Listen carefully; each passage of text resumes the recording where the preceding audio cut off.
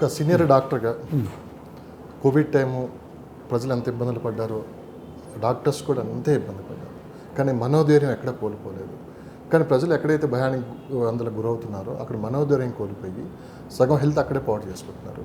మన కోవిడ్ టైంలో చూసాము. సేమ్ అదే కంటిన్యూ అయ్యే అవకాశం ఏమైనా ఉందంటారా? ఈ మనోధైర్యం కోల్పోయి ఈ భయం వల్ల ఎక్కువ ప్రమాదం పొంచి ఉందంటారు? ఎగ్జాక్ట్లీ అండి. యాక్చువల్గా ఏంటంటే ఒకటి మనం అలర్ట్గా ఉండేటటువంటి సిచ్యువేషన్. ఏ వైరస్ అయినా కూడా కొంచెం ఎక్కువ స్థాయిలో కేసులు రిపోర్ట్ అవుతున్నాయి, ఎక్కువ మంది హాస్పిటల్స్ పోతున్నారు, ఎక్కువ మంది అడ్మిట్ అవుతున్నారు. అయితే ఎంతమంది మరణాలు సంభవిస్తున్నాయి అనేది ఇంపార్టెంట్. అంటే పిల్లల్లో కానీ పెద్దల్లో కానీ ఆల్రెడీ జబ్బులు ఉన్నలో కానీ ఈ మోర్టాలిటీ రేట్ ఎంత అనే దాన్ని బట్టి ఈ వైరస్ గురించినటువంటి ఇంపార్టెన్స్ అనేది పెరుగుద్ది. ఇప్పుడు చాలా మరణాలు సంభవిస్తున్నాయి అనుకోండి. చాలా హెల్తీగా ఉన్న వాళ్ళల్లో చిన్నపిల్లల్లో 100 మందికి వస్తే ఆల్రెడీ 5 మంది 10 మంది చనిపోతున్నారంటే it's a very big cause of concern. అప్పుడు ప్రపంచం అంతా అలర్ట్ అయిపోతుంది. కానీ మీకున్న గ్రౌండ్ లెవెల్ రిపోర్ట్ ఏంటి సార్? ఈ హెచ్ఎంపీవీ అంత లేదు. అంటే 1% మోర్టాలిటీ ఈ యొక్క ఏ వైరస్ కన్నా 1 to 2% మోర్టాలిటీ ఉంటుంది. ఈ హెచ్ఎంపీవీ వైరస్ కూడా 1% మోర్టాలిటీ ఉన్నట్టుగానే ఇంతకుముందు రికార్డ్స్ అనేవి తెలియజేస్తున్నాయి. ఎవరికి ఇమ్యూనిటీ తక్కువ ఉన్నటువంటి వాళ్ళల్లో, ఆల్రెడీ జబ్బులు ఉన్న వాళ్ళల్లో ఈ యొక్క ఉంది. అంతే తప్ప భయపడిపోయి హాస్పిటల్స్కి పరిగెత్తిపోయి దాని తర్వాత ఏదో అయిపోతుందంట, అంత గందరగోళం, ఇలాంటి పరిస్థితులు మాత్రం వద్దు. కానీ ఇలాంటి పరిస్థితులు స్ప్రెడ్ అవుతున్నాయి న్యూస్ ద్వారా. ఎస్, అదే చెప్తున్నాను. సో దీనికి ఏంటంటే మాకు సంబంధించినంత వరకు మాకైతే పెద్ద ఆశ్చర్యం లేదు.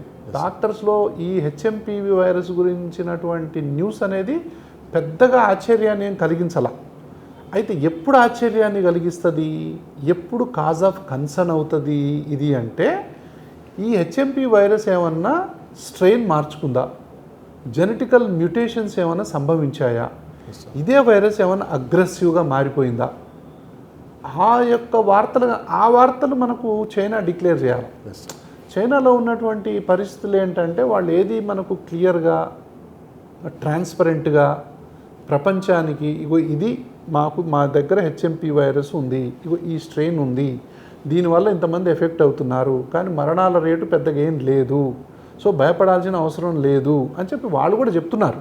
దాని తర్వాత మన ఇండియాలో కూడా గవర్నమెంట్ ఆఫ్ ఇండియా కానీ ఈ యొక్క నేషనల్ ఏజెన్సీ అన్నీ కూడా భయపడాల్సిన అవసరం లేదనే చెప్తున్నాయి. డాక్టర్లు కూడా అదే మాట చెప్తున్నారు. అయితే కోవిడ్ అప్రోప్రియేట్ బిహేవియర్ మనకు తెలుసు కదా, మాస్క్ పెట్టుకోవటం, చేతులు కడుక్కోవటం, కొంచెం డిస్టెన్స్ పాటించటం, గ్రూప్స్లోకి గ్యాదరింగ్లోకి రష్లోకి పోకుండా ఉండటం, ప్రయాణాన్ని కొంచెం వాయిదా వేసుకోవటం, ఇలాంటివి చాలా వరకు, తర్వాత మాస్క్ అనేది కంపల్సరీగా పెట్టుకోవటం అనేది చెప్తా ఉన్నారు. దీనికి కోవిడ్కి ఎలా ఉందంటే రిలేషను, కోవిడ్ అనేది చిన్నపిల్లల్లో ఎఫెక్ట్ అవ్వాల. ఈ వైరస్ ముఖ్యంగా 2 సంవత్సరాల లోపు పిల్లలకి ఎక్కువ ఎఫెక్ట్ అవుతుంది. Yes sir. సో దీంట్లో ఉన్నటువంటి గమ్మత్ ఇదనమాట. కాబట్టి జనరల్గా కోవిడ్కి ఏ నివారణ చర్యలు ప్రికాషన్స్ తీసుకున్నామో ఈ వైరస్ కూడా సేమ్ అంతే. ఇది కోవిడ్ వైరస్ అంత ప్రమాదకరమైన వైరస్ కూడా కాదు. అయితే స్ట్రెయిన్ ఏమన్నా మారిందా అనే దాన్ని బట్టే ఫ్యూచర్లో ఈ వైరస్ గురించి మనం చర్చించుకోవాల్సినటువంటి అవసరం ఉంది. అంటే ఏంటి, ప్రపంచవ్యాప్తంగా వస్తున్నటువంటి డేటా ఏంటి, ఈ డేటాలో తెలుస్తున్నటువంటి నిజాలేంటి, మోర్టాలిటీ రేట్ ఎంత, స్ట్రెయిన్ ఏమన్నా మారిందా, తర్వాత దీని యొక్క ట్రాన్స్మిషన్ రేట్ ఏమన్నా వేగంగా ఉందా, ఎక్కడైనా మరణాలు సంభవిస్తున్నాయా, సో హెల్తీగా ఉన్న వాళ్ళల్లో కూడా మరణాలు సంభవిస్తున్నాయా, ఆల్రెడీ జబ్బులు ఉన్న వాళ్ళల్లో మరణాలు సంభవిస్తున్నాయా, చిన్నపిల్లల్లో కూడా ఏమన్నా మరణాలు ఉన్నాయా, ఈ న్యూస్ని బట్టే ఈ వైరస్కి ఇంపార్టెన్స్ వస్తుంది తప్పితే ఇదేదో పెద్దగా భయపడిపోయి ఏదో మామూలు జ్వరం వచ్చినా, జలుబు వచ్చినా, దగ్గు వచ్చినా హాస్పిటల్కి పరిగెత్తొద్దు. హాస్పిటల్కు వెళ్ళాల్సిన సమయం ఏంటంటే బాగా దగ్గు రావటం, బాగా ఆయాసపడటం, మనకు SpO2 అనేది ఆక్సిజన్ చెక్ చేసుకోవటం అందరికీ తెలిసి ఇప్పుడు దాని యొక్క స్థాయి 95 కంటే తగ్గిపోవటం. అంటే కరెక్ట్గా పెట్టి చూసినప్పుడు కొంతమంది ఏంటంటే రాంగ్గా పెట్టి అయ్యో 90 వస్తుంది, అయ్యో 80 వస్తుంది అని చెప్పి హాస్పిటల్ పరిగెత్తే వాళ్ళు కూడా ఉన్నారు. అది కాదు.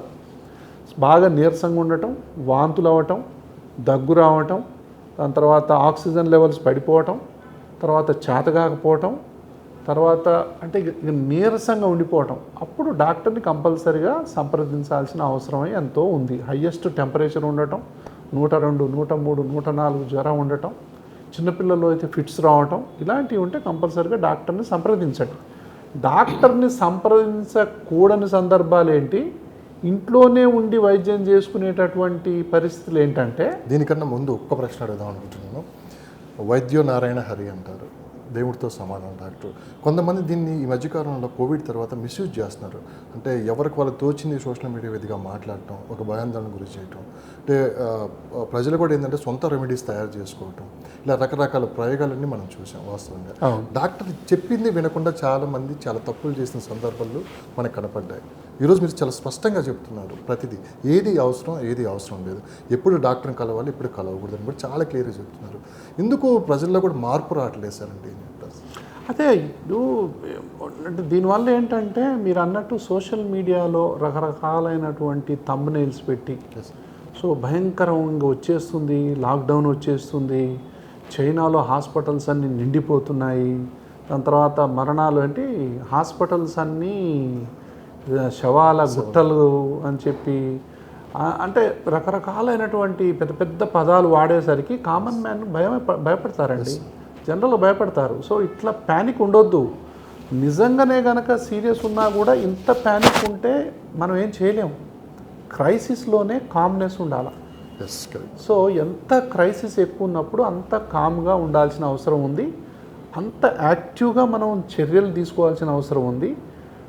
విపరీతంగా భయపడిపోయి కోవిడ్లో కూడా నాకు తెలిసి చాలామంది భయంతోనే చనిపోయారు. ఇక నేను బతకను, ఇక నా పని అయిపోయింది, ఇంకా నాకు కోవిడ్ వచ్చిందంట అని చెప్పి సూసైడ్ చేసుకున్న వాళ్ళు ఉన్నారు.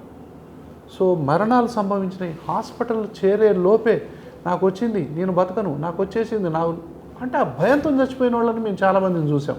కాబట్టి దయచేసి ఈ భయాన్ని వదలండి. మీరు ఒక్కటే గుర్తుపెట్టుకోండి, మీరు భయపడకూడని సందర్భం ఏంటంటే మీకు చాలా మంచిగా ఆకలి అవుతుంది, కొంచెం పాటి జ్వరం ఉంది, కొంచెం హెడేక్ ఉంది, కానీ ఆకలి బాగానే ఉంది, దాని తర్వాత నిద్ర బాగానే ఉంది, బాగానే హుషారుగా ఉన్నారు, తిరగగలుగుతున్నారు, మాట్లాడగలుగుతున్నారు, కొంచెం ఒళ్ళెచ్చగా ఉంది, కొంచెం ముక్కు దిబ్బడేసింది, దానికి సంబంధించి పారాసిటమాల్ ట్యాబ్లెట్ తీసుకోండి, దాని తర్వాత రెస్ట్ తీసుకోండి, మంచిగా ఆహారం తినండి, ద్రవాహారం తినండి, కంప్లీట్ రెస్ట్ తీసుకోండి.